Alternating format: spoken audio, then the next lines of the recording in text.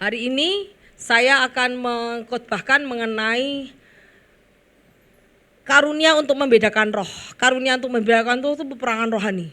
Makanya tadi lagu-lagunya peperangan terus. Karena hidup kita ini adalah hidup di dalam peperangan.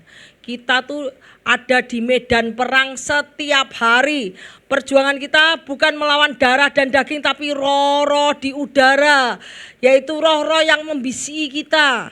Kalau kita tahu bisikan itu tidak sesuai dengan janji Tuhan, kita tidak mau lihat. Tetapi kalau kita berjalan di dalam roh, hidup kita tuh selalu akan banyak mujizat. Karena kita memilih yang mustahil. Firman Tuhan mengatakan apa yang tidak bisa dilakukan manusia bisa dilakukan oleh Tuhan. Jadi hidup kita harus memilih sesuai dengan janji firman Tuhan ya. Mari kita belajar bahwa discerning spiritual discernment itu adalah cara membedakan roh. Itu di dunia ini ada banyak suara-suara. See beyond the noise of this world. Artinya kita membedakan suara, ini suara dunia, ini suara setan, ini suara diri sendiri, ini suara dari mana. Banyak suara yang datang kepada kita lewat teman, lewat istri, lewat suami, lewat anak ya, lewat tetangga, betul. Lewat teman, lewat bos. Waduh, banyak suara-suara, kamu harus begini, kamu begini, kamu begini, kamu begini. Nah, tetapi untuk mengkonfirmasi apakah suara itu sesuai dengan firman Tuhan, kita harus membaca firman. Kalau kita tidak membaca firman, kita dikasih anjuran sama orang lain, kamu harus begini, ikut. Kamu harus ini, ikut. Pada saat kamu mengalami kegagalan, waduh, kok saya salah pilih dulu, saya salah jalan ya. Tapi kalau itu pilihan daripada Tuhan, sekalipun jalan kita nggak enak, tetapi hasilnya baik. Pada saat Yusuf dipilihkan jalan, enak enggak Yusuf jalannya? Enggak enak loh. Yusuf jalannya sudah dikhianati dulu, udah harus masuk sumur dulu. Begitu masuk sumur dijual bukan jadi bos lagi, jadi apa? Budak. Waduh, itu perjalanan. Jalan Tuhan kelihatannya enggak enak, tapi akhirnya enak. Jalan iblis kelihatannya enak, akhirnya betul. Jadi kalau jalan Tuhan kok ketoknya enggak enak ya, ketoknya menderita, udah bertahan. Tuhan kalau ini jalanmu, aku mau bertahan. Zaman-zaman ini adalah bertahan di dalam iman, bertahan dalam suara Tuhan. Kita harus, sekarang telinganya dibuka semua, yuk kita dibuka semua. Tuhan, berikan aku hikmat untuk mendengarkan suaramu. Yuk perkatakan satu lagi. Tuhan, berikan hikmat untuk mendengar suaramu. Ya, hikmat untuk mendengar suaramu. Jadi kalau kamu dikasih tahu ada teman-teman dugem, kalau ngasih nasihat jangan didengar. Pasti nasihatnya duniawi, betul? Nah, kalau teman-teman yang suka melakukan hal-hal yang tidak benar, jangan dilakukan. Karena pasti larinya ke uang, betul enggak? Uang, pasti larinya mengejar keuangan, uang. Padahal prinsip Tuhan berbeda dengan prinsip dunia. Kalau prinsip dunia, kamu kejar uang terus, uang, mau ngapain pokoknya uang, mau nipu uang, pokoknya korupsi naik dikit tidak apa-apa, cinjai uang, semua memburu uang. Tetapi kalau prinsip kerajaan Allah, carilah dulu kerajaan surga dan Allah dan kebenarannya, maka semuanya ditambahkan. Jadi prinsip dunia dengan prinsip Tuhan berbeda banget. Jadi kita harus dengar. Sekalipun prinsip Tuhan itu memang sulit. Jalannya berkelok-kelok, susah, tetapi akhirnya selalu baik.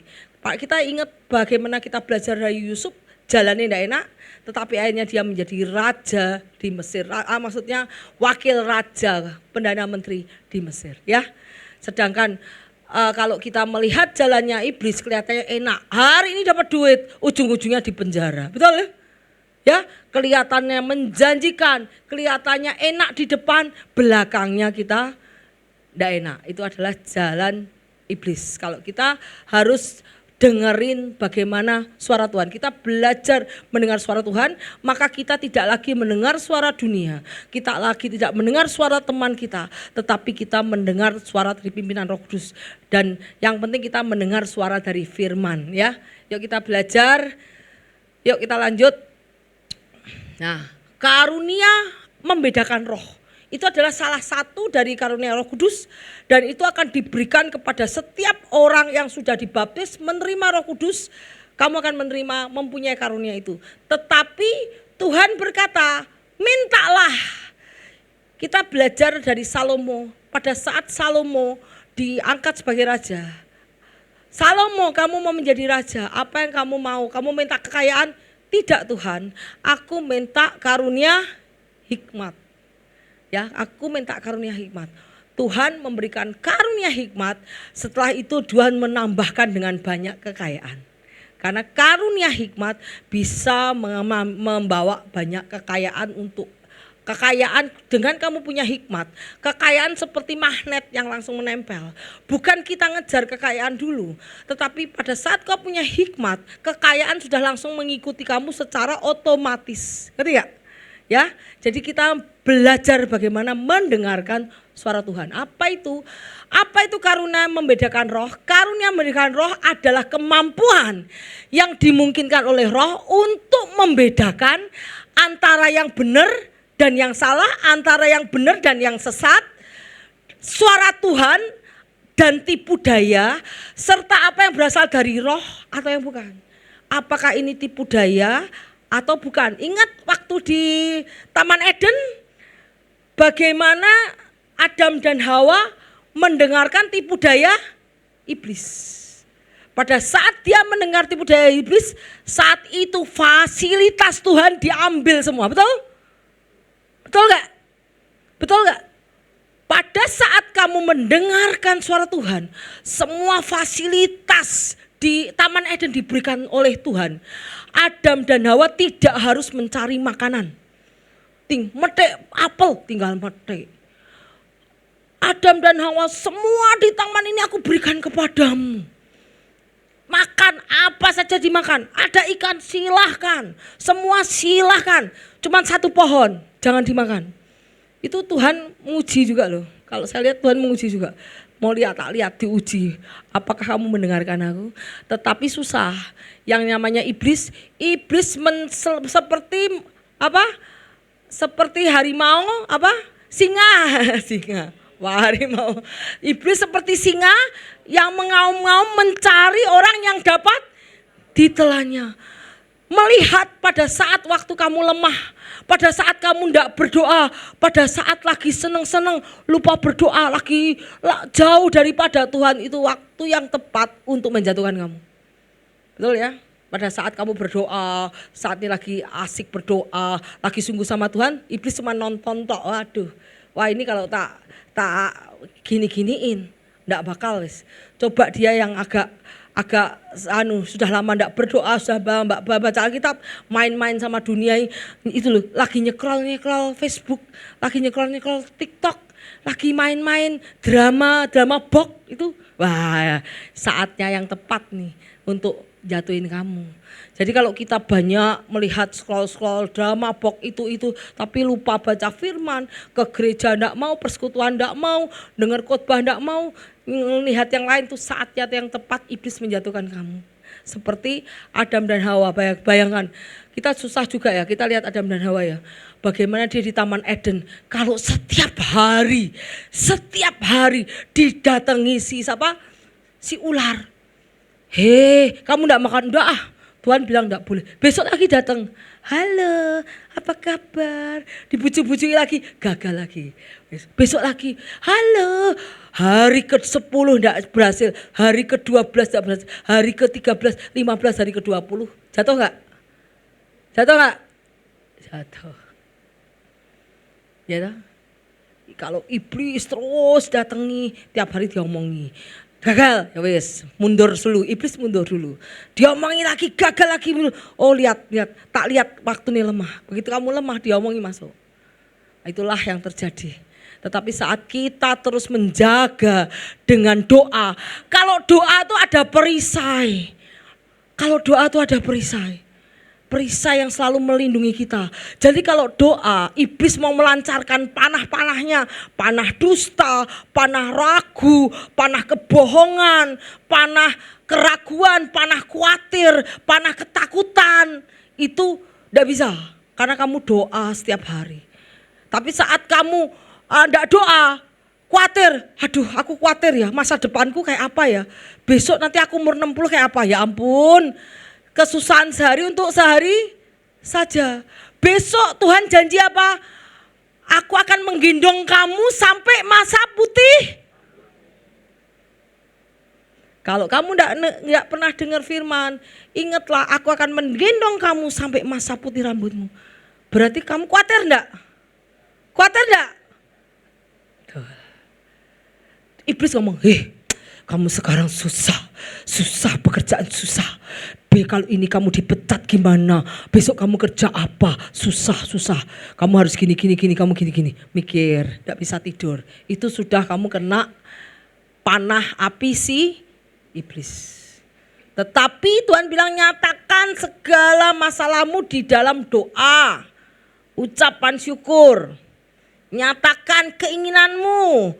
Tuhan, aku pengen pekerjaan yang baik. Tuhan, kau kirimkan pekerjaan yang baik. Apa yang harus aku lakukan? Kalau aku harus melakukan ini, tak lakukan dah. Selebihnya Tuhan yang take care.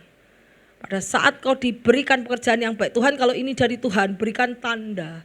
Pasti aku akan dipanggil. Tanggal segini aku pasti akan dipanggil. Aku diwawancarai dan aku berhasil, itu dari Tuhan. Kalau diwawancarai Tuhan, berarti dari Tuhan. Kalau sudah dikasih kerjaan, setia. Jangan kasih kerjaan males-males. Nanti habis dipecat nyalain Tuhan, tidak bisa. Tuhan hanya memberikan jalan, tetapi di sepanjang jalan itu apa yang kamu lakukan adalah harus dari dirimu sendiri. Rajin, menyenangkan bosnya, ya. Ingat pada saat kau setia pada perkara kecil, Tuhan akan memberikan perkara yang ingat. Si Yusuf apakah langsung jadi raja? Tidak.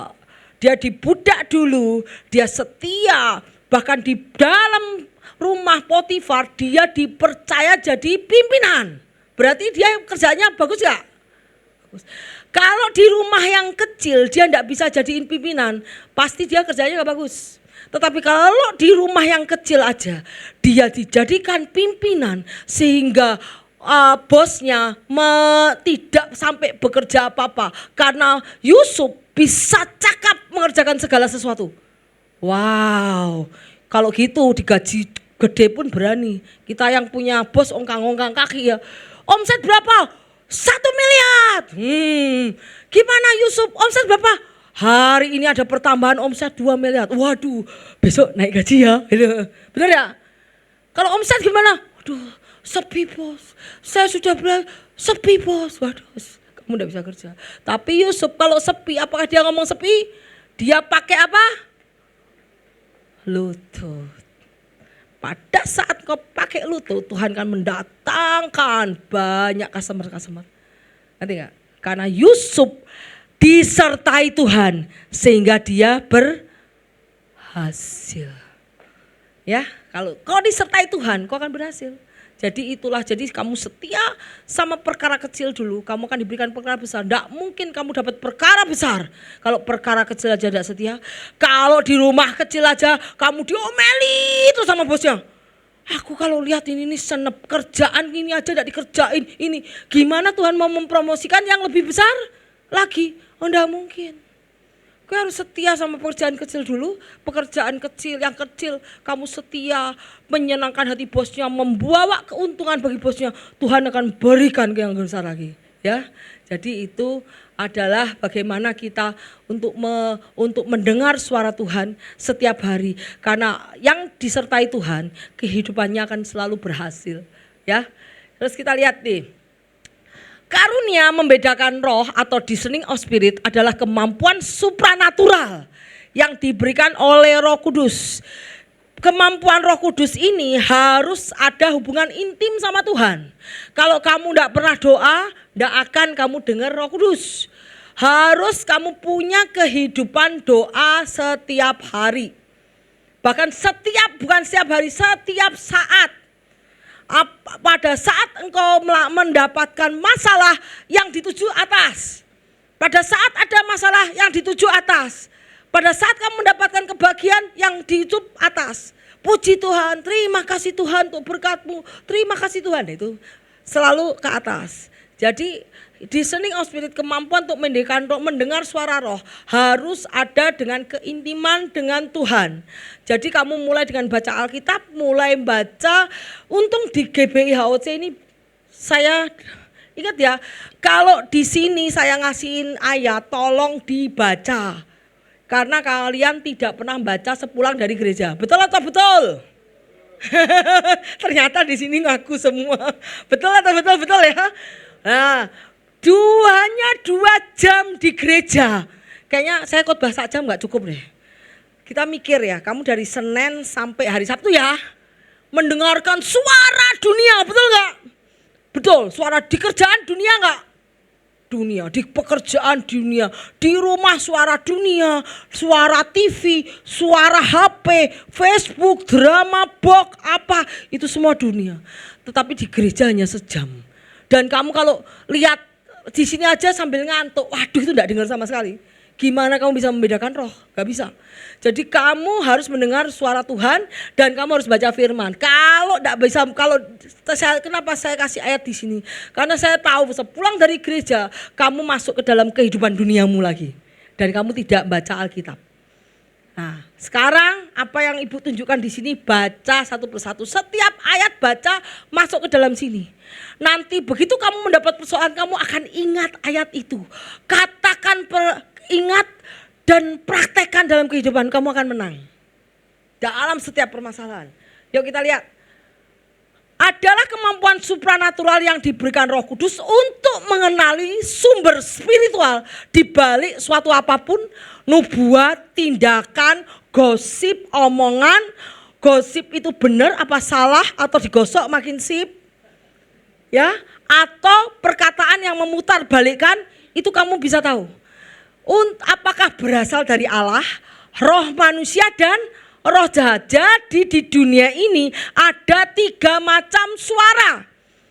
Yang pertama suara dari Allah, yang kedua dari manusia kita sendiri, yang ketiga dari roh jahat. Roh jahat datang ke Hawa, bukankah Tuhan berfirman, tapi kamu tidak akan mati. Tuhan bilang, Tuhan kalau kamu makan buah itu kamu akan mati. Kata siapa? Tuhan. Tetapi iblis bilang apa? Sekali-sekali kamu tidak akan mati. Itu berarti suara setan memutar balikan firman. Jadi kita harus, kalau kamu tidak pernah baca Alkitab, gimana tahu itu? Oh, kata Tuhan gitu toh. Iblis bilang, iya itu kata Tuhan. Di mana ayatnya? Kamu aja enggak pernah baca Alkitab, enggak ngerti. Makanya kalau susah orang enggak pernah baca Alkitab, enggak pernah datang gereja, enggak pernah dengar kebenaran Tuhan, pasti jatuh di dalam dunia. Jatuh. Karena iblis selalu akan menjatuhkan. Iblis itu mencuri, menghancurkan dan membunuh. Betul enggak? Membunuh kehidupanmu, menghancurkan kehidupan dan mencuri kebahagiaan, mencuri berkat. Itu iblis. Tetapi kalau kau mendengarkan suara Tuhan, kamu akan diberkati. Yuk kita lihat. Apakah berasal dari Allah, roh manusia atau roh jahat? Berarti di dalam dunia ini ada 3 suara. 1 suara daripada Roh Kudus. Roh Kudus kalau kita dibaptis, kita orang-orang Kristen, kita punya Roh Kudus. Orang yang mengenal Yesus itu punya Roh Kudus. Tetapi orang yang tidak mengenal Yesus tidak punya Roh Kudus. Jadi kalau orang tidak mengenal Yesus, tidak punya Roh Kudus, kamu jangan selalu mendengarkan mereka dalam hal spiritual ya. Jangan mendengarkan mereka. Tetapi kamu minta nasihat daripada Tuhan. Kedua, roh manusia. Roh manusia itu adalah diri kita sendiri. Diri kita sendiri itu roh manusia. Ingat, di dalam hati timbul pikiran jahat, dusta, benci, amarah, pertikaian, perselisihan, itu di dalam hati manusia. Makanya manusia, hati manusia dengan iblis koneksi satu frekuensi. Betul nggak? Pada saat Adam dan Hawa jatuh dalam dosa, tubuh ini sudah korap. Korap itu apa? sudah tercemar oleh dosa. Pada saat satu dosa masuk, ketidaktaatan masuk, dosa yang lain masuk, sehingga tubuh kita sudah tubuh yang cemar. Kalau tubuh yang cemar, iblis masuk gampang enggak? Karena sudah ada akses iblis di dalam tubuh kita, ya.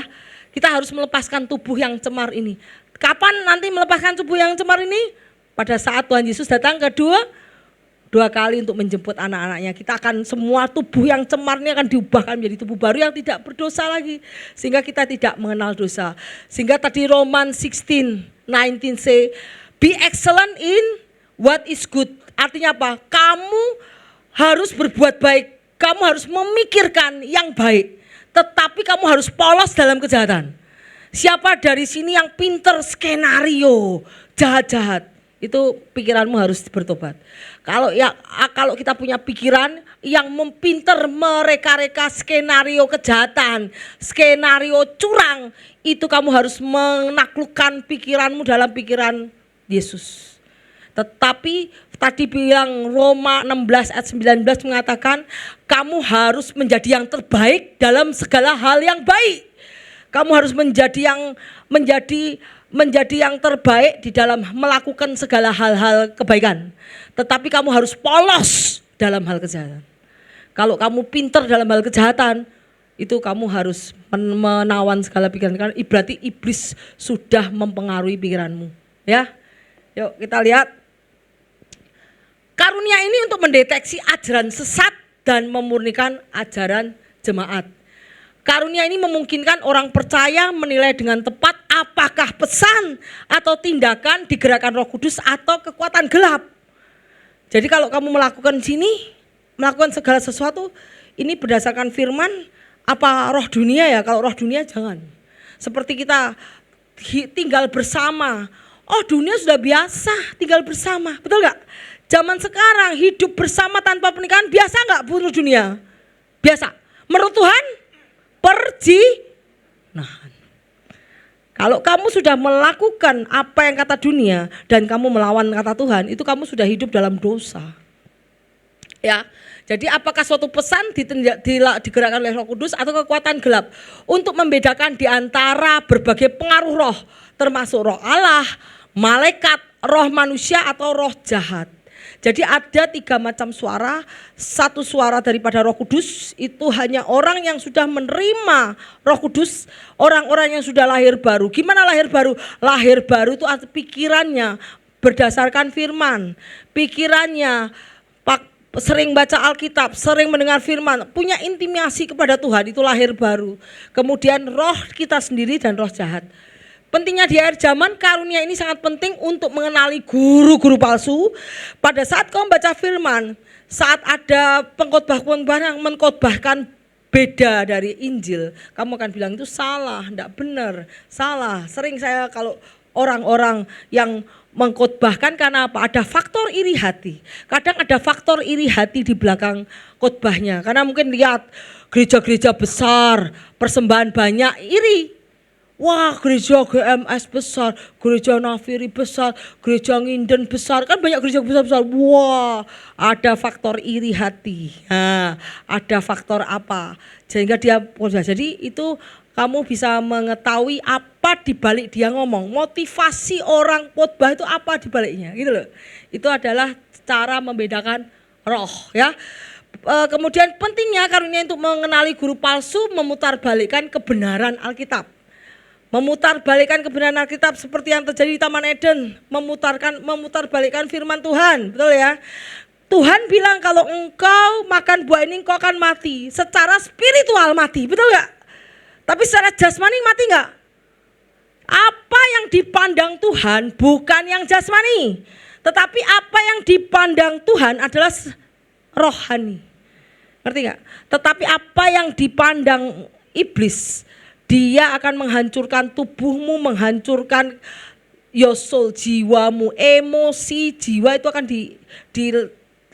dikekang, dibelenggu oleh iblis untuk melakukan keinginan iblis. Jadi akan ada permutarbalikan, bisa diputarbalikkan. Jadi firman bisa diputarbalikkan. Disebutkan sebagai salah satu dari 9 karunia roh. Jadi kamu bisa minta kepada Tuhan karunialah. Bukan diagnosis manusia, jadi bukan cara manusia, tetapi analisis akal sehat dari pewahyuan Roh Kudus. Kita lihat bahwa discerning spirit itu adalah menentukan benar atau salah, karena di dunia ini banyak suara. Dan suara itu bising sekali. Caranya mendengar suara Tuhan, kamu masuk di dalam kamar, kamu berdoa, diam sejenak, dengerin Tuhan. Ya. Kemudian kita lihat bagaimana pada saat kamu berdoa, iblis selalu memberikan roh hawa nafsu, roh perzinahan, roh keserakahan, dan roh iri, roh benci, roh tidak mengampuni dimasukkan. Tetapi saat kamu berdoa, iblis akan menggunting semuanya. Ini gambarnya digunting sama iblis. Saat kamu berdoa, jadi tipu muslihat iblis tidak akan masuk saat kamu berdoa. Ya, kalau tadinya kamu benci sama orang itu tidak bisa mengampuni, Tuhan berikan aku karunia, roh, berikan aku kemampuan untuk mengampuni orang yang menyakiti hatiku. Pada saat kamu meminta kepada Tuhan untuk diberi kekuatan untuk mengampuni, maka Roh Kudus akan memberikan kekuatan sehingga kamu bisa akur lagi sama orang yang menyakiti kamu, bisa akur lagi. Ya, yuk lanjut yuk kedua. Waduh. Nah kita lihat di sini ada 9 karunia roh. 1 karunia dari wisdom, word of wisdom, itu karunia hikmat. Karunia hikmat itu adalah karunia untuk kamu memutuskan segala sesuatu. Jadi kalau kamu melakukan tindakan segala, berpikir, ini gimana ini memecahkan segala masalah, itu kamu diberikan hikmat daripada Roh Kudus untuk mengambil tindakan, untuk memutuskan segala masalah. Itu namanya karunia hikmat. Boleh minta Tuhan, aku minta karunia hikmat. Pertama, ya, Tuhan memberikan karunia kalau engkau meminta. Kedua, karunia knowledge. Karunia knowledge itu karunia pengetahuan, pengertian. Apa itu artinya?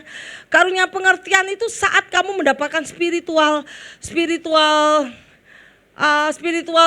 pengetahuan spiritual. Misalnya gini, tiba-tiba kamu harus pergi ke suatu tempat, tiba-tiba dilarang oleh Tuhan. Aku tiba-tiba mau pergi gini, tapi kok kayak Tuhan bilang jangan pergi. Aku pergi gak ya? Mau taat gak? Kalau aku taat, tiba-tiba aku taat tiba-tiba di sana terjadi ledakan atau bom ya. Pernah terjadi bom di Surabaya ya? Nah, pada saat kamu pergi ke suatu tempat, tiba-tiba Tuhan larang jangan pergi ke tempat itu. Nah, itu tiba-tiba kamu menuruti suara Roh Kudus untuk tidak pergi ke tempat itu, dan terjadi tiba-tiba ada suara ledakan, ada bom, ada bencana, dan kamu terhindar dari itu. Itu namanya karunia pengertian atau pengetahuan secara spiritual. Terus contohnya lagi, kalau ada orang yang tiba-tiba mau nipu kamu, kemudian ada roh-roh jahat yang nempel. Tiba-tiba kamu berkata, orang itu ada roh jahatnya yang ada di dalam dia. Kamu harus usir rohnya, namanya ini. Nah, misalnya dia ada roh kepahitan di dalam hatinya. Kenapa? Karena dulu orangnya begini-begini. Dulu dia masa kecilnya susah, masa kecilnya sulit, masa kecilnya di abuse. Abuse itu apa? Disiksa sama orang tuanya. Oh gitu, itu namanya roh pengertian secara spiritual. Padahal orang itu cerita enggak. Jadi pada saat orang itu tidak cerita, kamu bisa tahu masa lalu orang itu, apa yang menyebabkan orang itu seperti itu. Itu namanya roh pengetahuan. Roh pengetahuan. Kalau roh iman, kalau karunia iman, tahu toh iman. Iman seperti kalau apa-apa aku beriman, aku percaya. Sekalipun ini tidak mungkin, pasti aku percaya. Iman itu karunia iman. Ya. Kemudian karunia penyembuhan, gift of healing. Kalau tumpang tangan, dalam nama Yesus kau sembuh. Kalau engkau sering mendoakan orang, Tuhan akan memberikan gift of healing. Tetapi kalau kamu disuruh, Bapak tolong doakin, enggak mau sibuk. Enggak mau sibuk. Tuhan ngomong, aku ngapain ngasih kamu gift of healing kalau enggak dipakai, betul enggak?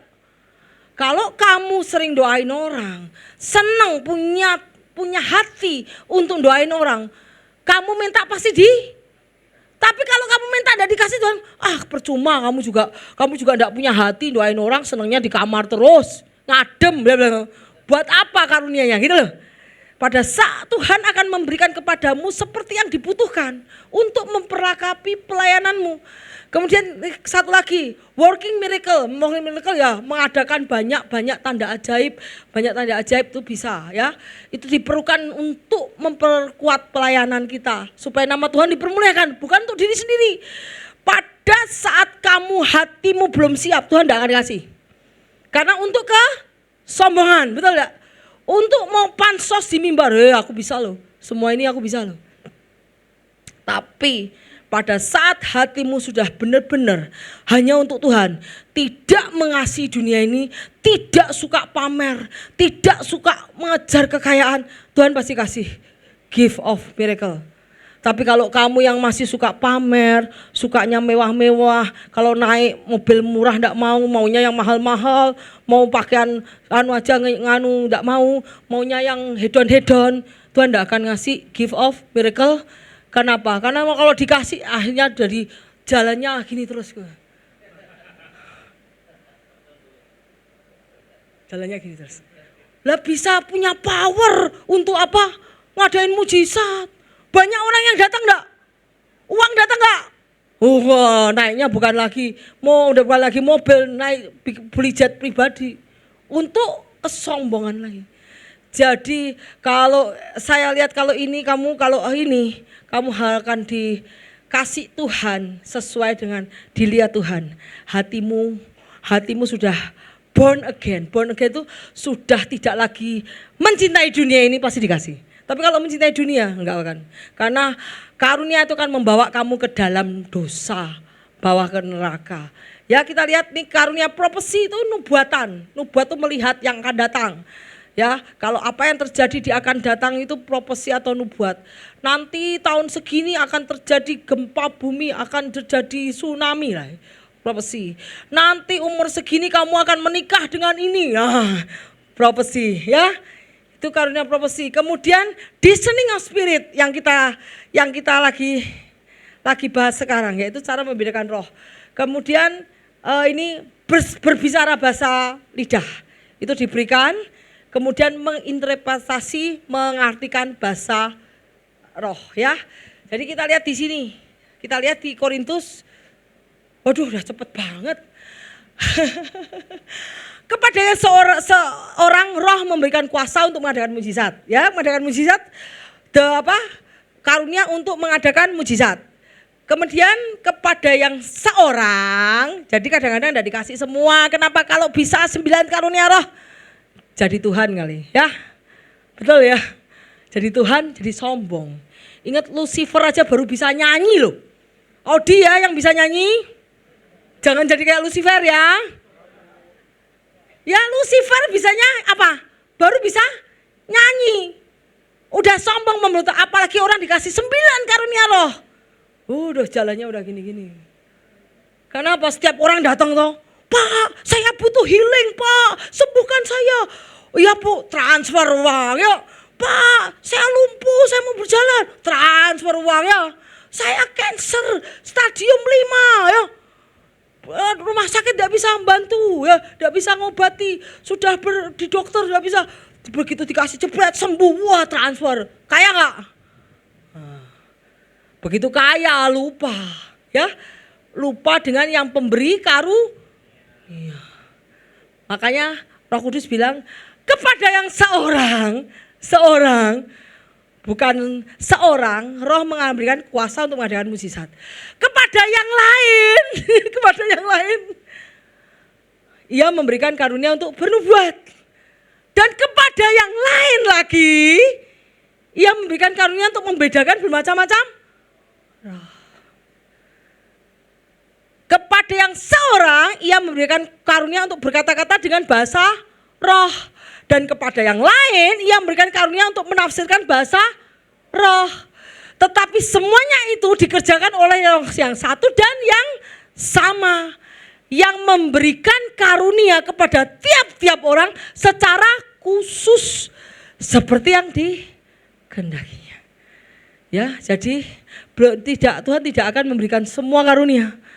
Karena Tuhan takut kamu jadi Lucifer.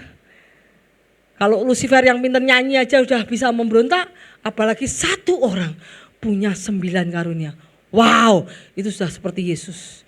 Makanya Tuhan membagi-bagi. Ya, kemudian kita lihat, saudara yang kekasih, jangan percaya atas setiap roh. Ujilah roh itu apakah mereka berasal daripada Allah. Sebab banyak nabi palsu telah muncul ke seluruh dunia. Jadi ingat, kita suruh menguji pengajaran. Kalau kamu dengar khotbah, dengar orang ngomong di TikTok, YouTube, uji pengajarannya. Apakah sesuai dengan firman atau enggak? Dan dasar orang itu apa? Hidupnya apa? Apakah hidupnya masih hidup dalam perzinahan? Hidupnya apa? Masih dalam hidup dosa-dosa itu? Pasti akan mempengaruhi perkataan, karena apa yang timbul dari hati keluar ke mulut. Ngerti enggak? Kita lihat. Janganlah percayakan setiap roh, tetapi ujilah roh itu apakah mereka berasal dari Allah. Sebab banyak nabi palsu telah muncul pergi ke seluruh dunia. Demikianlah kita mengenal roh Allah. Dengerin ya, setiap roh yang mengaku bahwa Yesus Kristus telah datang sebagai manusia, berarti berasal dari Allah. Berarti Yesus Kristus itu adalah Allah yang datang menjadi manusia. Yesus Kristus telah datang berarti sebagai manusia, itu berasal daripada Allah. Dan setiap roh yang tidak mengaku siapa? Yesus. Kalau ada teman kita yang tidak kenal Yesus, berarti dia adalah roh antikristus. Kita baca, ini bukan ini firman yang berkatakan. Setiap roh yang tidak mengaku Yesus tidak berasal dari Allah. Roh itu adalah roh antikristus. Dan tentang dia telah kamu dengar bahwa ia akan datang, dan sekarang ini ia sudah ada di dalam dunia. Berarti setiap orang yang tidak mengenal Yesus itu bukan satu roh dengan kita. Setiap orang yang tidak mengenal Yesus bukan satu roh dengan kita. Itu adalah roh antikristus yang nanti akan menjadi musuh bagi kita. Ya, kita tahu orang-orang mana yang tidak mengenal Yesus. Bukan yang penting itu bukan Christianity. Kristen itu hidupnya hidup oleh Yesus. Ya. Oke. Kamu berasal dari Allah, anakku, dan kamu telah mengalahkan nabi-nabi palsu. Sebab roh yang ada di dalam kamu lebih besar daripada roh yang ada di dalam dunia. Kamu mengalahkan nabi palsu. Kamu mengalahkan roh-roh itu. Kenapa? Karena roh yang ada pada Yesus ditaruh ke dalam hati kita untuk mengingatkan kita.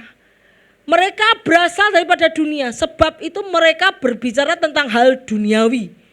Kalau orang dunia bicaranya tentang dunia, mungkin tidak orang dunia bicara firman. Karena mereka tidak mengenal firman. Firman itu adalah Yesus sendiri. Ya. Dan dunia mendengarkan mereka. Kalau orang dunia bicaranya mengenai dunia, tidak pernah firman. Yang dilakukannya menurut sistem dunia, tidak menurut sistem kerajaan surga. Jadi berhati-hati dalam bergaul. Pergaulan yang buruk merusak kebiasaan yang baik. Ya, kami berasal daripada Allah. Barang siapa mengenal Allah, ia mendengarkan kami. Barang siapa tidak berasal dari Allah, ia tidak mendengarkan kami. Itulah tanda roh kebenaran dan roh yang menyesatkan. Kalau kamu berasal dari Allah, kamu akan ngomong soal Tuhan, soal ini, soal spiritual thing. Tetapi kalau kamu ngomong sama orang dunia soal spiritual, orang dunia percaya enggak? Enggak percaya, karena dia enggak mengalami. Orang dunia tidak akan pernah mengalami Tuhan. Jadi kalau roh dunia, dia akan berbicara tentang dunia, dan yang mendengarkan juga orang dunia. Kalau orang-orang spiritual yang mendengarkan orang-orang yang mengenal Kristus, orang dunia tidak mau mendengarkan. Coba kalau orang dunia datang ke sini, mau? Tidak akan mau, tidak tahan dia dengarkan firman. Karena mereka bukan bagian dari kita. Ya, jadi kita harus tahu. Yuk, ini kita lihat bahwa Roh Kudus fungsinya untuk menyatakan kesalahan, untuk mengubah hidup kita sebagai guru. Kemudian memberikan sukacita, damai sejahtera, dan kemudian memberikan bimbingan pimpinan, memberi kekuatan kita untuk berjalan, untuk bekerja, untuk melakukan segala sesuatu. Dan nanti kita akan produce spirit buahnya. Buah roh adalah kasih, sukacita, damai sejahtera, kemurahan, kebaikan, keramahan, pengendalian diri, ya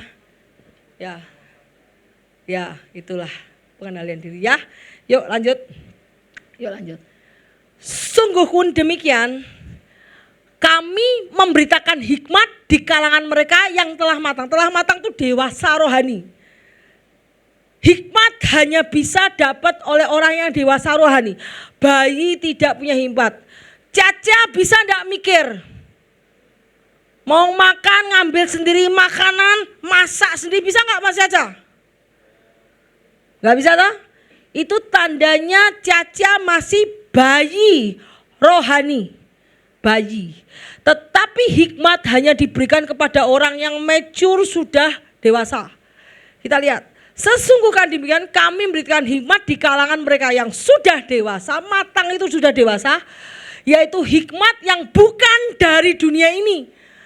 Dan yang bukan dari penguasa dunia ini, yaitu penguasa-penguasa yang kosong. Penguasa kosong itu apa? Penguasa yang aslinya tidak ada kekuatannya, betul ya.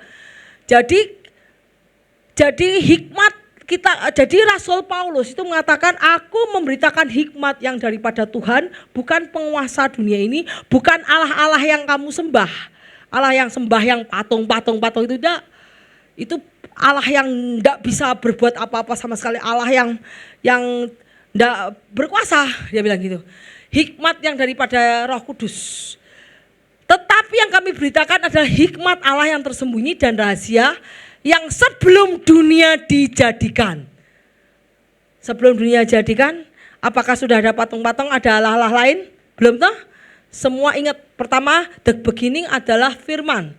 Permulaan dunia adalah firman. Tuhan menjadikan dunia dengan firman. Jadilah terang, jadilah gelap, dengan firman-Nya. Jadi hikmat yang diberikan Tuhan sebelum dunia dijadikan. Berarti sebelum hikmat manusia ada, sudah hikmat daripada Tuhan. Tuhan yang menciptakan otak siapa? Tuhan. Pikiran kita diciptakan oleh Tuhan. Ya, tidak ada penguasa dunia ini yang mengenalnya. Sebab kalau sekiranya mereka mengenal, mereka tidak akan menyalibkan Tuhan. Betul enggak? Kalau orang-orang dunia mengenal Yesus, disalibkan enggak? Enggak. Mereka malah membenci karena mereka ikut setan yang itu, salibkan dia. Makanya orang-orang dunia tidak ikut pimpinan Roh Kudus, ikut dunia, sehingga mereka juga ikut membenci Kristus. Ya. Tapi seperti ada tulis, apa yang tidak pernah dilihat mata, tidak pernah didengar telinga, tidak timbul dalam hati, disediakan Allah bagi mereka yang mengasihi Dia.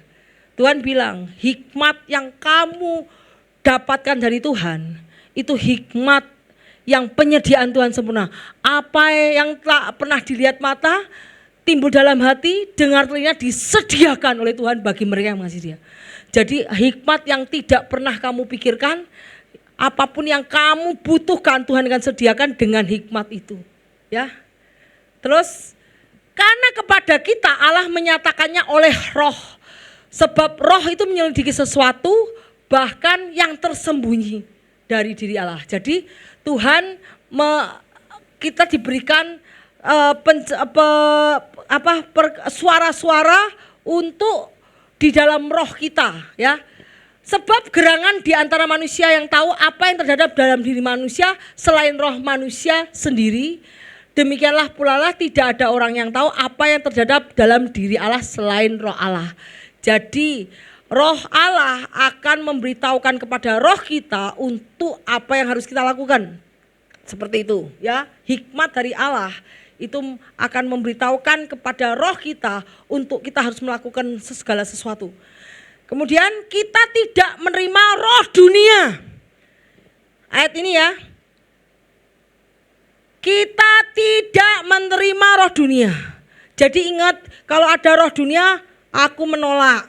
Kalau ada prinsip dunia, aku tolak. Tadi kemarin bilang apa ya, racun. Aku mau madu ya. Madu di tangan kananmu. Ya, racun di tangan kirimu ayo. Mau mana? Kalau roh dunia tuh racun. Kalau roh Allah itu madu, ya. Kita tidak menerima roh dunia, tetapi roh yang berasal dari Allah.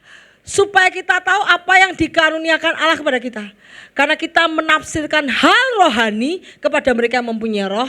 Kami berkata-kata tentang karunia roh yang diajarkan kepada kamu oleh kami oleh hikmat manusia tetapi oleh roh. Karena kami menafsirkan hal rohani kepada mereka yang mempunyai roh. Kalau kita ngomong-ngomong rohani kepada orang dunia, mereka gak percaya. Betul? Betul ya? Itu terutama Richard tuh. Cat, kamu kan teman di dunia banyak, coba. Kalau kamu mau ngomong kehebatan-hebatan Tuhan, mereka kan gak percaya. Betul ya? Karena mereka bukan orang-orang rohani. Kami menafsirkan hal rohani kepada mereka yang punya roh. Jadi kita hanya bisa ngomong sama soal mujizat Tuhan, kebesaran Tuhan, pekerjaan Tuhan hanya kepada orang yang mengenal Tuhan. Kepada orang yang tidak mengenal Tuhan gak akan bisa. Kami berkata-kata tentang karunia roh dengan perkataan yang bukan diajarkan oleh hikmat dunia. Jadi kita kalau kita bisa bersaksi tentang kebesaran Tuhan, itu bukan hikmat dunia, itu bukan roh dunia, itu daripada roh Allah. Orang dunia tidak akan bisa bersaksi tentang Yesus karena mereka tidak mempunyai roh Allah. Tetapi kalau kamu punya roh Allah, kamu akan bersaksi tentang Tuhan. Kamu akan memuji sama Tuhan. Kamu akan bersyukur sama Tuhan. Kamu akan mencari Tuhan. Itu karena ada roh Allah diam di antara dalam kamu. Kemudian kita lihat.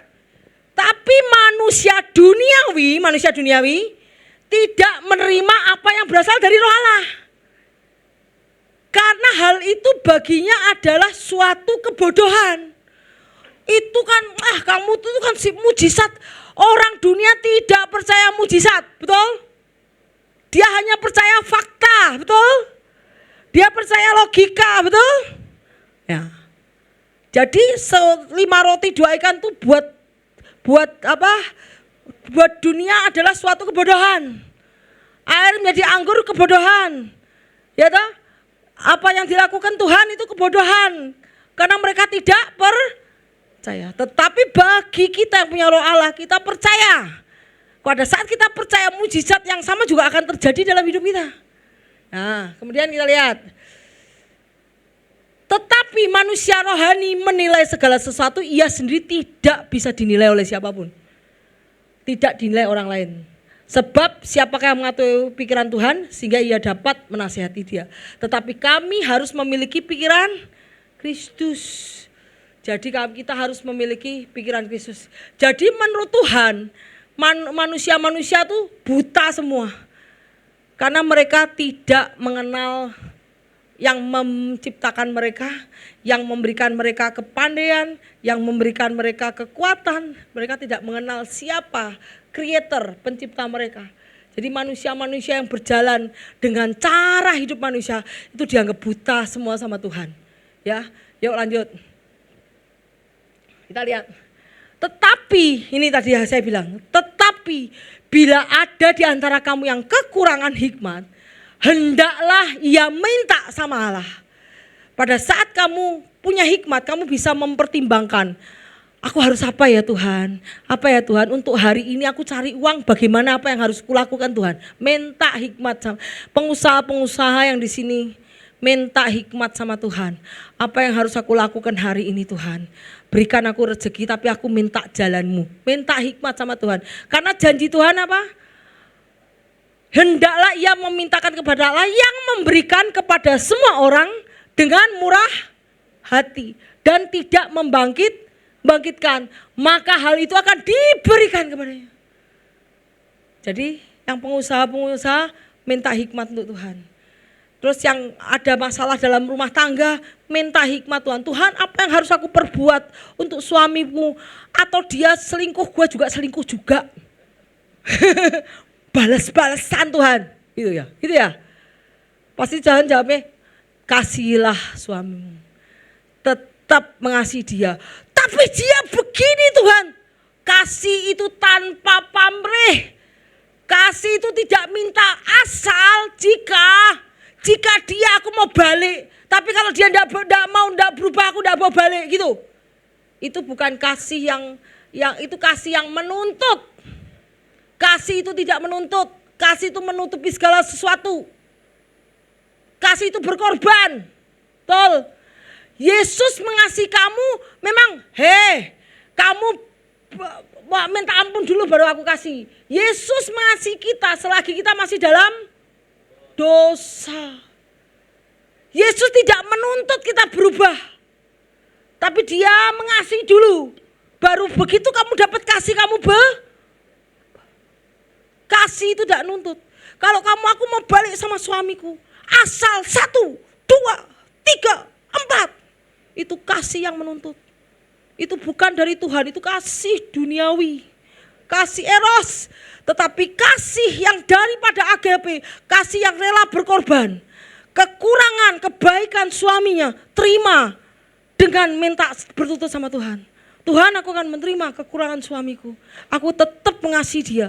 Sekalipun dia tidak berubah, aku tetap mengasihi dia. Itu baru top. Tuhan tidak menuntut. Tuhan menuntut tidak kamu berubah. Tapi Tuhan ngasih kamu kan. Tuhan mengasihi kamu dulu.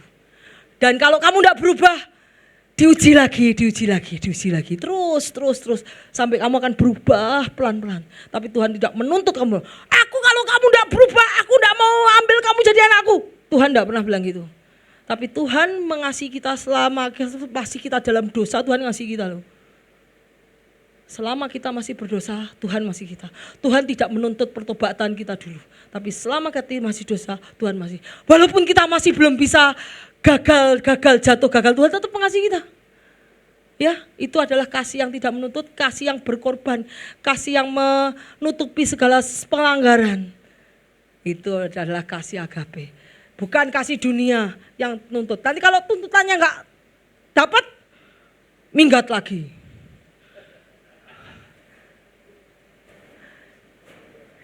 Kemudian kita lihat permulaan hikmat adalah apa? Takut akan Tuhan. Mengenal yang maha kuasa adalah pengertian. Jadi kalau hikmat didapatkan oleh takut akan Tuhan dan mengenal yang maha kuasa adalah pengertian, berarti untuk mendapat hikmat kamu harus punya roh yang takut akan Tuhan, roh yang menghormati Tuhan, roh yang memprioritaskan Tuhan. Kalau engkau memprioritaskan Tuhan, engkau menghormati Tuhan, kamu akan dapat hikmat daripada Tuhan. Karena dikatakan ini, permulaan hikmat adalah takut akan Tuhan. Mengenal yang maha kuasa adalah pengertian. Kalau kamu mengenal, caranya mengenal gimana? Lewat firman-Nya.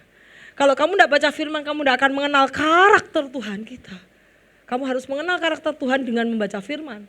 Kemudian iman kamu jangan bergantung kepada hikmat manusia, tetapi pada kekuatan Allah. Ya, ini saya mau persaksian di sini. Waktu itu karyawan, waktu itu sudah tanggal 8 tuh saya, tanggal 8 setelah gajian terakhir anak-anak digaji selesai, itu tanggal 8 selesai, tanggal 9 uang ludes, di rekening saya ludes, tanggal 9 ludes, saya berdoa. Biasanya saya kalau doa itu langsung dijawab. Biasanya, tanya Audi itu. Saya kalau dijawab, kalau saya berdoa minta rezeki sama Tuhan, sore itu ting langsung dapat duit. Itu biasanya. Tanggal 8, tanggal 9, gua gak dapat duit. Tanggal 10 gua doa, gak dapat duit. Gua gembor keras-keras sama Tuhan. Tanggal 13 gak dapat duit. 10, 9, 10, 11, 12, 13 gak dapat duit. Aku sudah lemes, sudah stres. Terus aku bilang sampai hari Selasa atau Rabu itu aku bilang ini, anak-anak, aku gak tahu lagi apa yang aku lakukan. Aku sudah berdoa sama Tuhan tapi jawab belum datang. Terus saat itu aku bilang ini anak-anak kayaknya Kawalet ini kerjanya 5 hari saja khusus untuk yang anak harian. Yang anak harian aku buat 5 hari saja. Supaya apa? Aku Istilahnya aku ngirit dalam pengeluaran harian. Yang bulanan tetap masuk seperti biasa, khusus yang tadinya 6 hari kerja tak potong jadi 5 hari kerja. Karena aku ndak mampu bayar kalian. Aku ndak mampu bayar kalian. Itu sudah suara manusia. Manusia ya. Aku udah ndak mampu bayar kalian. Saya bilang gitu. Aku ndak tahu dapat uang dari mana untuk bayar kalian. Aku bilang gitu. Terus saat itu aku bilang sama anak-anak bilang oke, sekarang dibuat 5 hari kerja saja. Hari 6 aku harian enggak tak gaji, harian kamu enggak usah masuk. Yang bulanan tetap masuk. Bulanan kan udah berbulan. Kalau harian kan gua bisa ngirit, Sabtu enggak usah masuk. Jadi aku enggak usah bayar gajian mingguan. Terus habis itu saya katakan kepada karyawan. Terus saat aku selesai jam 5 sore aku masuk ke kamar, aku mau sikat gigi. Tuhan ngomong sama saya bilang gini, pernahkah aku ndak ngasih kamu uang untuk gajian karyawan? Pernahkah gajian karyawan ndak dibayar? Pernahkah aku ndak memberi kebutuhan kamu? Kamu kaget aku. Ya Tuhan, nggak pernah. Kenapa kamu meliburkan karyawan? Karena kamu takut ndak bisa bayar mereka. Bukankah selama ini aku selalu menyediakan apa yang kamu butuhkan? Aduh, langsung aku kaget. Aku nangis, Tuhan. Iya juga Tuhan, iya benar sih, iya kamu benar Tuhan. Selama ini aku enggak pernah kurang sih Tuhan. Kok aku takut ya, padahal waktu itu masih hari Selasa apa Rabu. Kan gajian karyawan Jumat atau Sabtu. Masih ada 3-4 hari, kok aku takut ya. Terus habis itu, ya wes Tuhan, ampuni aku Tuhan kalau aku membuat keputusan yang salah. Ini membuat keputusan yang salah. Ampuni aku Tuhan membuat keputusan yang salah. Terus aku bilang gitu, terus habis itu aku di kamar. Terus besok Tuhan aku akan ngasih tahu, ini kan udah jam 6 sore. Besok aku akan kasih tahu sama karyawan bahwa mereka masuk aja seperti biasa. Enggak usah libur. Tadinya aku kan buat libur, nanti dikasih tahu kalau pas rame baru dimasukin lagi. Nanti Tuhan ya udah mereka akan tetap masuk ya. Langsung aku SMS. Untuk peliburan hari Sabtu aku batalin. Anak-anak biar tetap masuk seperti semula. Waktu aku bilang gitu, ya besok aku akan bilang sama anak-anak bahwa peraturan itu aku cancel aja. Anak-anak bisa masuk hari Sabtu supaya mereka juga terima gaji. Kasihan juga untuk mereka. Waktu itu aku bilang sama Pak Budi, Pak, ini mendingan anak-anak diliburin ya, dibuat 5 hari kerja atau 6 hari kerja. Pak Budi bilang, 5 hari kerja lebih baik, bilang gitu katanya. 5 hari kerja lebih baik, ya. Pak, kalau 5 hari kerja kamu kalau libur pun kamu bisa libur tiap hari, aku bilang gitu sama Bapak. Terus aku mikir gini lagi, ya lebih baik kalau 5 hari kerja, dia Bapak bilang gitu. Tapi Pak, kalau libur aja kita aja juga bisa libur tiap hari, gila gitu. Cuman kalau mereka nggak kerja kan mereka nggak dapat uang juga kan, mereka harian, kerja harian. Terus akhirnya aku bilang di dalam otakku aku mau taat, Tuhan aku mau taat. Yang satu suara manusia dari Bapak, yang satu suara Tuhan lewat berbicara sama aku harus mau taat. Terus aku bilang, Tuhan aku mau taat. Besok aku tetap akan bilang bahwa mereka itu. Baru saja aku bilang aku mau taat Tuhan. Besok aku akan bilang tetap mereka masuk seperti biasa. Karena aku percaya bahwa Tuhan akan membuat Eka Walet jadi besar. Bukan karena kekuatanku, karena Tuhan. Aku bilang gitu. Eka Walet akan besar bukan karena kehebatan ibu. Karena Tuhan yang akan membuat Eka Walet jadi besar. Karena Tuhan yang akan mempromosikan Eka Walet, bukan ibu. Aku bilang gitu. Bukan aku. Aku bilang gitu. Habis bilang gitu tiba-tiba ada WA masuk. Bu, ada orang yang pesen sarang burung. Setengah kilo besok, waduh langsung plong kayak nyis air ditetes di padang gurun. Karena pas banget untuk gajian mingguan. Oh terima kasih Tuhan, terima kasih Tuhan. Berarti gajian untuk mingguan Tuhan sudah sediakan. Ya Tuhan, besok aku akan ngomong sama karyawan. Besok pagi, setiap pagi ibu tuh selalu mendoakan karyawan. Karyawan ibu doakan terus. Ibu selalu perkataan iman. Aku jadi malu. Tuhan bilang kamu tuh setiap hari doa, perkataan berkat, perkataan iman. Tetapi kenapa tindakanmu tidak, ngerti gak? Tindakanmu yang kamu ngeliburin itu tidak mempraktekkan kamu punya iman. Waktu itu aku nangis di depan karyawan. Maaf karyawan, maaf teman-teman semua. Aku bilang kemarin tak liburin, aku maaf. Karena ibu takut. Dari beberapa hari ini aku nggak dapat duit sama sekali, aku nggak tahu aku bayar apa sama kalian. Tetapi puji Tuhan, Tuhan kirimkan. Kemarin sore jam 7 malam setengah 7 Tuhan kirimkan bisa untuk bayar gajian kamu dan kamu nggak usah libur. Wah langsung teriak, terima kasih Bu, terima kasih Bu. Kalau libur kami juga nggak dapat uang. Oh maaf ya teman-teman, maaf ya lah gitu. Iya Bu, pada nangis semua. Terus hari itu juga Cynthia ngomong, Mah aku jualan mah, aku jualan. Iya Jin, aku udah tahu. Aku percaya pasti hari ini Tuhan kasih berkat. Mama sudah tidak kaget. Tuhan sudah beri jawaban kemarin. Pada saat aku tidak melangkah dengan iman, saat itu Tuhan marah. Kenapa kamu tidak percaya? Wow, ya jadi jadi kita lihat di sini bahwa iman kamu jangan bergantung kepada hikmat manusia, pikiran manusia. Tetapi iman kamu berdasarkan kekuatan Allah, kuasa Allah. Tuhan akan terus membuat kau naik, tidak akan turun menjadi kepala bukan ekor. Jika engkau sungguh-sungguh mendengarkan suaraku dan melakukannya. Betul? Betul? Ada jikanya loh. Ada jikanya loh. Makanya ya, jadi pada kekuatan Allah. Janganlah kamu menjadi serupa dengan dunia ini, tetapi berubahlah oleh pengharuan budimu, sehingga kamu dapat membedakan manakah kehendak Allah, apa yang baik, apa yang berkenan kepada Allah dan yang sempurna. Saat kamu pasrahkan, menyerahkan bisnis pekerjaan kepada tangan Tuhan, Dia akan menetapkan langkah-langkahmu. Saat kamu mikir dengan kekuatanmu sendiri, stres kamu blok, keblok ini. Tapi saat kamu berserah pada Tuhan, Dia akan menetapkan langkah. Ya, kita lihat, pikirkan perkara yang di atas, bukan yang di bumi. Kita lihat apa otak orang dunia dan otak orang spiritual, orang rohani dan orang dunia. Yuk kita lihat otaknya. Otaknya apa hari ini? Ada uang, ada perhiasan, ada sepatu mahal branded. yang ketawa paling kenceng itu yang ketawanya paling kenceng yang kena itu. Kita lihat ya, ini otak orang duniawi, being with the world ya. Ini otak being with God. Yuk kita selidiki otaknya apa sih? Oh, ada ketakutan, ada kecemasan, ada uang, ada branded sepatu, ada branded tas, ada perhiasan, ada apa lagi nih? Ada apartemen, ada mobil, ada emas batangan. Ini ada apa ini nah? Ada TikTok nih nanti, ada Facebook, ada HP, ada ketakutan, ada belenggu.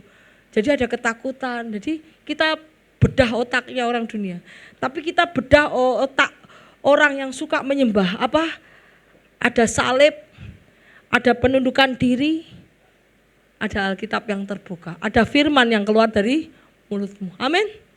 Ayo kita bedah otak kita. Ya, yuk. Wah ini sudah jam 12. Sampai tadi gambarnya. Oke. Ini penting. Kami mematahkan setiap siasat orang dan merubuhkan setiap kubu yang dibangun oleh keangkuhan manusia untuk menentang pengenalan dengan Allah. Kami menawan segala pikiran dan menaklukkannya kepada Kristus. Jadi pikiranmu yang pikiran dunia taklukkan sama Kristus. Kita lihat ini kubu-kubu kita, benteng-benteng. Ini benteng ya. Benteng kita apa? Ada sombong, ada arogan. Arogan itu apa ya? Sombong juga ya. Kesombongan, ada menyombongkan diri, membual, bos itu membual, orang yang membual. Kemudian ada pura-pura, pretension itu pura-pura. Ada orang yang suka menyalahkan, ada dosa, ada hawa nafsu. Ya, dari sini itu adalah benteng-benteng. Benteng-benteng di dalam pikiran kita tuh harus dibongkar sama pikiran Kristus. Benteng-benteng di kekhawatiran, ketakutan, ya toh, bimbang, itu harus dibongkar sama pikiran Kristus. Dibongkar tuh. Jadi di sini aku mematahkan setiap siasat orang, merubuhkan setiap kubu yang dibangun oleh keangkuhan manusia untuk menentang pengenalan Allah. Kami menawan segala pikiran dan menaklukkan kepada pikiran Kristus. Ya, benteng-benteng pikiran kita harus sesuai dengan Alkitab. Ya. Kemudian kita lihat setiap senjata yang ditempa terhadap engkau tidak akan berhasil. Setiap orang yang melontarkan tuduhan melawan engkau di pengadilan kau buktikan salah. Inilah yang menjadi bagian hamba-hamba Tuhan dan kebenaran yang mereka terima. Jadi setiap senjata yang ditempa iblis kepada kita dibuat Tuhan tidak berhasil. Ini senjata iblis nih. Masuk ke pikiran kita apa? Bohong, kebohongan, kemudian keraguan, ketakutan, khawatir, ya, ragu-ragu, seperti ragu-ragu, kamu ragu-ragu, kebohongan, ketakutan, khawatir, kamu mau dimasukkan ke dalam pikiranmu, tetapi yang melindungi adalah iman. Saat engkau beriman itu tidak akan terjadi. Saat engkau beriman kepada Tuhan, percaya pada firman, kamu bisa mematahkan senjata si iblis. Karena sebab perjuangan kita bukan melawan darah daging, tetapi melawan pemerintah-pemerintah, melawan penguasa-penguasa penghulu dunia yang gelap ini, melawan roh-roh jahat di udara. Jadi kita harus pakai perisai iman. Pada saat kita beriman sama firman Tuhan, kita akan dilindungi dari kegagalan, dari sakit penyakit, dari ketakutan, dari segala macam persoalan duniawi. Ya, sesungguhnya aku telah memberikan kuasa kepada kamu untuk menginjak ular dan kalajengking dan untuk menahan kekuatan musuh sehingga tidak ada membahayakan kamu. Berarti ini adalah janji. Saat kita pakai perisai iman, kita percaya pada Tuhan, sekalipun kita belum melihat hasil, Tuhan janji apa? Aku telah memberikan kuasa kepada kamu untuk menginjak ular dan kalajengking dan kuasa untuk menahan kekuatan musuh. Tidak ada yang membahayakan kamu. Kalau kamu perkataan ini, oh aku percaya tidak ada yang membahayakan, aku tetap maju berjuang, aku tetap beriman percaya. Saat itu iblis dikalahkan dan hadiahmu, rewardmu datang. Reward itu apa yang kamu doakan, yang selama berbulan-bulan ini kamu tidak dapat, langsung dapat. Kenapa? Kamu sudah berperang dan kamu menang. Dengan iman kamu menang dan kamu mendapat reward daripada Tuhan. Amin. Terus kemudian yang gambar itu tolong udah habis ini selesai, yang gambar aja terakhir. Nanti saya lanjutkan minggu depan. Minggu depan saya ngomong suara roh nih. Kita tahu bagaimana ini kubu-kubu, benteng-benteng yang dibangun oleh keangkuhan manusia. Ribut, keluarnya setan ya. Kita lihat nih, keluarnya setan. What can damage soul tuh? Kata-kata yang kasar, kata-kata yang memedihkan telinga itu bukan dari Tuhan, tapi dari iblis. Jadi kita lihat bagaimana kata-kata, bagaimana iblis yang keluar. Tetapi kita di sini harus pakai tameng. Senjata pelengkap Allah. Tidak benar itu. Pikiranku ada pada pikiran Kristus. Amin. Terus gambarnya lagi ya ini. Wah ini marah-marah besar tuh. Anger, kemarahan daripada si setan ya. Ingat 3 enemy of the soul. Jadi musuh dari jiwa adalah apa itu? Lust of the flesh, keinginan daging, keinginan mata, keinginan mata, dan pride of life, kesombongan.